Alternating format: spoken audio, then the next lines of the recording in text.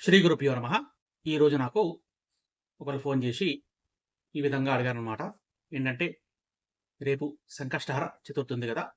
అయితే ఈరోజు మా అమ్మగారి అంటే సంకష్టహర చతుర్థి రోజు మా అమ్మగారి ఆబ్దికం ఉందండి. కాబట్టి ఈరోజు మరి మేము సంకష్టహర చతుర్థి చేసుకోవాలా? లేదా? అని అడిగారనమాట. అంటే చేసింది ఒక స్త్రీమూర్తి అనమాట. కాబట్టి ఆమెకు తల్లి అవుతుందంటే జనరల్‌గా అయితే చేసుకోవచ్చని మనం చెప్పొచ్చు. కాకపోతే ఏంటంటే, ఎవరైతే అడిగారో వాళ్ళకు తల్లి అవుతుంది గాబట్టి, వాళ్ళ అన్నగారు గాని, లేదా తమ్ముడు గాని పిలిచి ఉంటాడు. కాబట్టి వాళ్ళు వెళ్లి, వాళ్ళ అమ్మగారి ప్రసాదాన్ని వీళ్ళు స్వీకరించాలి గాబట్టి, జనరల్‌గా వీళ్ళు ఉపవాసం ఉండటం అనేది అసాధ్యమనమాట. కాకపోతే ఉపవాసం లేకుండా మామూలుగా ఉదయాన్నే వాళ్ళు పూజ జేసుకొని, తర్వాత వెళ్లి మామూలుగా వాళ్ళ తల్లిగారి ప్రసాదాన్ని స్వీకరించమని చెప్పారనమాట.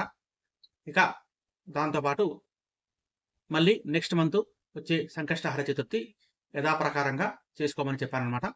అయితే ఇదే రకంగా ప్రతి సంవత్సరం ఉంటుంది గదా! అంటే జనరల్‌గా మరి ఇదే ప్రకారంగా వస్తుందని చెప్పాననమాట. అయితే ఇక్కడ మనం ఒక విషయం గుర్తుంచుకోవాలి. ఏంటంటే పితృదేవతలు ముందుగా మనము కొలవాలా?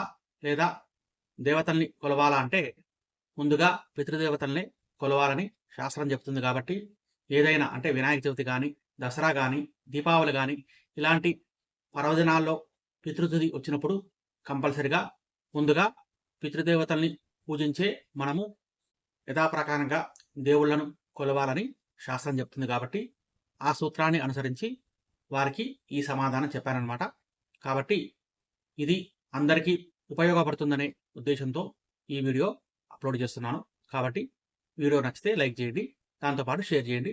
సబ్స్క్రైబ్ చేసుకోకపోతే సబ్స్క్రైబ్ చేసుకోండి.